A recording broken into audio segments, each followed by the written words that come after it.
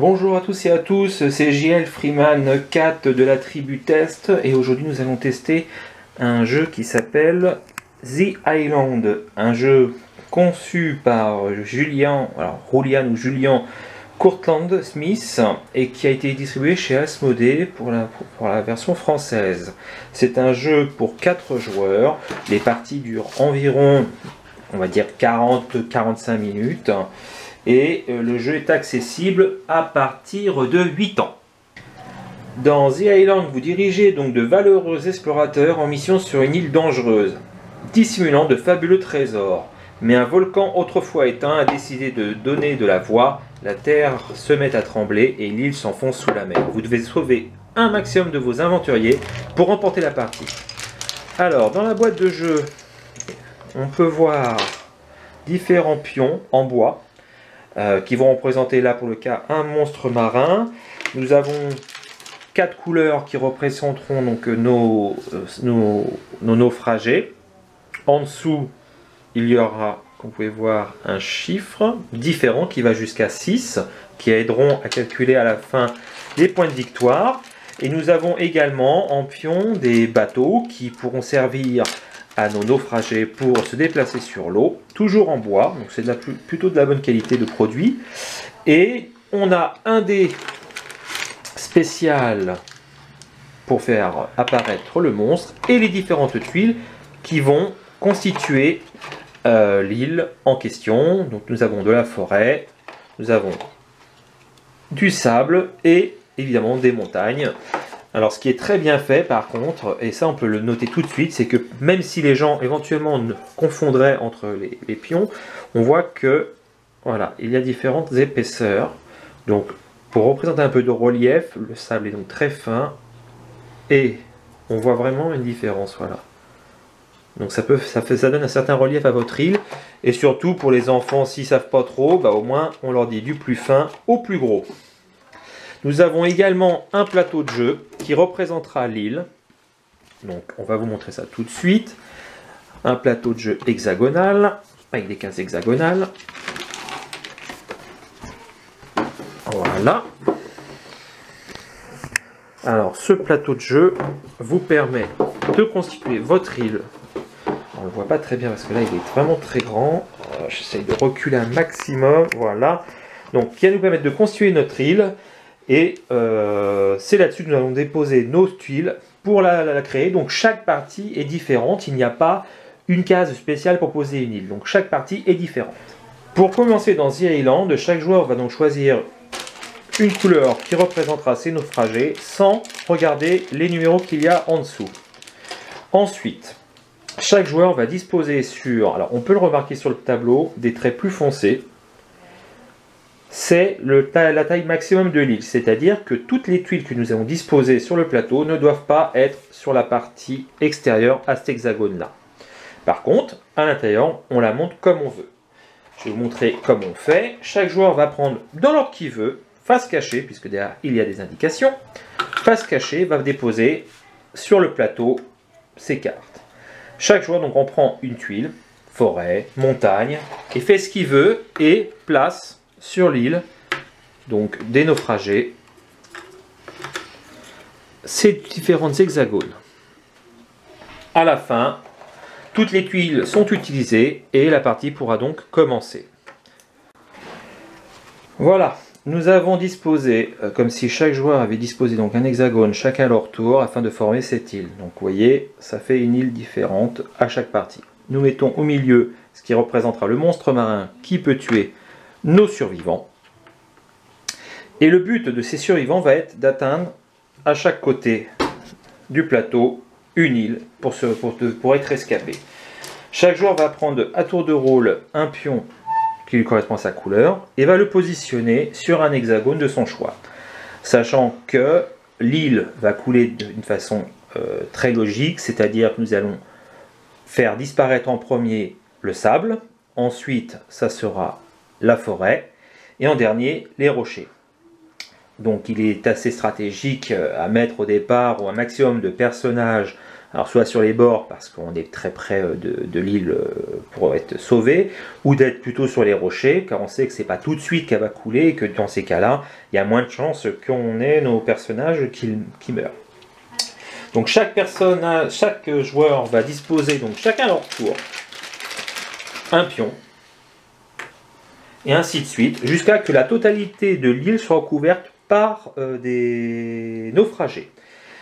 En parallèle, chaque joueur a 2 bateaux qui lui permettront de déplacer plus facilement ces naufragés vers l'île.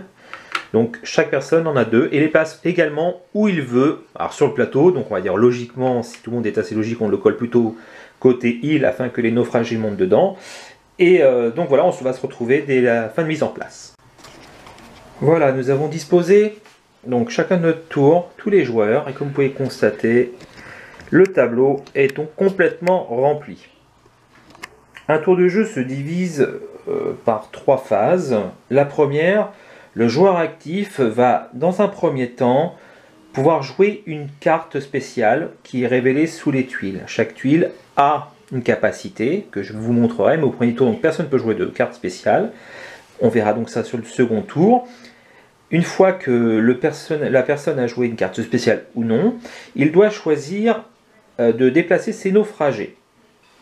Nous avons la possibilité de déplacer jusqu'à 3 cases, un naufragé, ou voire plusieurs naufragés, du moment que ça ne dépasse pas 3 cases au total. Alors, par exemple, on va dire que le joueur jaune veut aller dans le bateau, donc ça lui fait une case pour monter sur le bateau. L'autre possibilité qu'il aurait, c'est qu'il utilise ses 2 autres points de cases pour faire 1, 2, 3 cases au total, donc son tour prendrait fin. Ou alors, il peut décider dans ces cas-là de faire autrement, de dire bah non, je vais faire ça et je vais plutôt bouger un autre joueur là-bas sur un autre bateau, ce qui lui fait encore une case, donc on est à 2 cases au total, et de bouger un autre personnage afin de le rapprocher éventuellement du navire en question.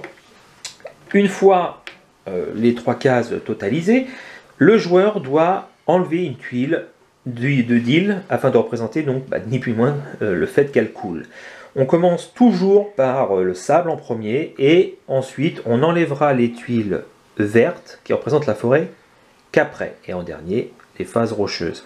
Donc le joueur peut choisir n'importe quelle tuile de sable sur le tableau de jeu du moment qu'il est collé sur un bord d'océan. On va imaginer qu'il veut faire couler cette tuile, donc on met déjà le personnage qui était en dessous dans l'eau puisqu'il coule, mais il n'est pas mort, il flotte. Et en retournant la case, on voit qu'il y a différentes capacités. Voilà, je vous montre. Voilà. Dans l'immédiat, là, ça veut dire que ça nous permettrait, quand il y a un bout entouré de rouge, c'est une carte de danger. Et si on a des cartes vertes, ce sont des cartes, je crois, à effet immédiat pour aider les nageurs. Donc cette carte-là pourrait être jouée au second tour du joueur. Donc là, dans l'immédiat, il le cache, face cachée, de son côté. Voilà. Et son tour prend fin après avoir lancé alors le petit dé, que voici. On lance un dé, et ça nous permet de savoir ce qui se passe. Donc là, on tombe sur une baleine. Donc ça veut dire que s'il y avait des baleines en jeu, elles se déplaceraient de... Alors on le voit sur le côté du tableau, je ne sais pas si on le voit bien.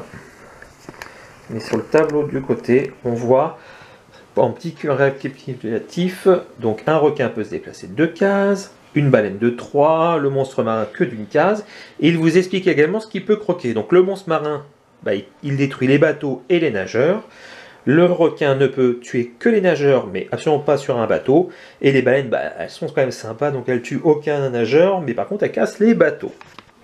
Voilà. Alors, nous revoilà pour la suite. On a fait évoluer un petit peu le jeu, comme vous pouvez voir. Alors, ce qui est important de savoir, c'est que les bateaux peuvent être partagés par plusieurs joueurs. Il n'y a absolument pas de priorité au bateau. Donc, c'est pas parce que vous avez pris le bateau que plus personne ne peut vous rejoindre en nageant et monter dessus et prendre même le contrôle du bateau pour s'avancer. Il n'y a pas de loi là-dessus. Plusieurs tuiles ont été donc enlevées.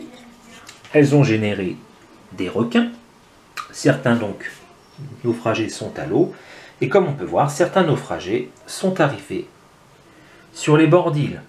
Alors c'est pareil, pour les bords d'île, il n'y a pas de priorité à la couleur. Chaque joueur peut aller comme il veut sur les 4 cases, 4 îles, pardon. Alors je vais maintenant rentrer un petit peu plus en détail sur les tuiles que nous avons retournées. Alors je vais prendre pour ça la carte du manuel, pour vous montrer. Alors, on a différents types de tuiles. Quand elles sont vertes, ça veut dire que ça va immédiatement prendre effet. Nous avons un requin, donc si on la retourne et que c'est un requin qui apparaît, eh ben ça fait apparaître sur cette case un requin. Ensuite, sinon, une baleine. Ça va faire apparaître un bateau. Ça, c'est le pire qu'il puisse y avoir pour pendant la partie, c'est un tourbillon, c'est-à-dire que toutes les cases autour du tourbillon vont être détruites. Ça case donc tout bateau et tout naufragé dedans est noyé. Et la dernière case la plus dangereuse, qui est tout le temps sur une case de rocher, est l'éruption volcanique. Elle se trouve forcément sur une des roches, puisque c'est là que se terminera le jeu. Et dès qu'il y a l'éruption volcanique, la tour s'arrête complètement et nous faisons la décompte des points de victoire selon chaque joueur. Ensuite, on va tourner. Sur la notice, au niveau des tuiles, nous avons également des tuiles donc entourées de rouge. Ces tuiles sont à conserver en main. Elles peuvent vous aider lors de votre tour à jouer afin de vous aider un petit peu pendant la partie. Elles sont de plusieurs ordres. Le dauphin permet par exemple aux naufragés, alors parce qu'on ne l'a pas dit, mais un naufragé qui tombe à l'eau, comme celui-là par exemple, ne peut se déplacer pendant un tour que d'une case. Il ne pourra jamais nager 3 cases d'un coup. C'est pour ça qu'il est important de prendre les bateaux, parce que eux par contre peuvent se déplacer d'un nombre de cases qu'ils veulent. Là, le dauphin permet justement à un naufragé de se déplacer de 3 cases comme s'il était sur un bateau. Le deuxième nous permet de déplacer un bateau de 3 cases, donc c'est comme si nous avions eu un tour gratuit. Celui-là permet de déplacer, alors on le voit sur le petit symbole, n'importe où un monstre marin. Donc dans notre cas par exemple, la joueur pourrait décider de prendre le monstre marin qui est là et dire tiens, je vais essayer d'empiéter un peu, je vais le faire apparaître. Alors on ne peut pas le faire apparaître sur une case occupée, mais on peut le poser à côté et dire tiens, je vais le mettre à côté, en espérant faire au dé par exemple un monstre marin qui lui permettra de se déplacer, comme je vous avais expliqué, d'une case. Et dans ces cas-là, par exemple, pof, hop, je casse le marin, je bouffe tout le monde et c'est terminé. Ensuite, nous avons le requin, alors pareil, qui permet d'être pris et être déplacé. Alors comme là, pareil, imaginons où on veut. On va dire, tiens, on va le mettre à côté du naufragé qui nage parce que du coup, lui, il n'est pas protégé. Et le dernier, c'est pour déplacer une baleine également partout où on veut. Voilà. Ensuite, nous avons 2 petites tuiles qui permettent de protéger nos naufragés, c'est-à-dire que ça, il faut les garder en stock et elles ne peuvent être utilisées que si un requin vient nous attaquer. Dans ce cas-là, ça veut dire qu'on tue le requin, c'est pour se protéger. Et si c'est une baleine qui vient nous casser notre navire, ça permet de dire à notre navire, non, mon navire est plus fort que la baleine, donc la baleine et le requin sont retirés du jeu. La partie avance. Et là, on voit que on a donc dépensé beaucoup de tuiles forêt, des tuiles sable. On n'est plus qu'éventuellement sur des tuiles rochers qu'on a déjà enlevées. Et imaginons, alors vous voyez là, certains survivants sont arrivés sur les bords des îles. Comme je vous avais dit, il n'y a pas de couleur pour les îles, donc tout le monde peut y être. On voit que certains sont presque à y aller. Imaginons donc que c'est le tour d'un certain joueur et qu'il va donc devoir déplacer son personnage, on va dire par exemple le jaune. Il dit voilà, je peux me déplacer que d'une case. Tiens, lui je peux le faire accoster une case et 2 cases sur l'île. Donc il a fini son tour et qu'il veuille retirer une tuile. Imaginons qu'il tire cette tuile là. Pof, c'est le volcan. La partie prend fin immédiatement, c'est-à-dire que là, tout personnage qui se trouve sur le plateau de jeu est éliminé d'office. On va juste garder de chaque côté chaque couleur sur les îles. Comment se décompte à ce moment-là les points de victoire? Nous allons vous montrer ça.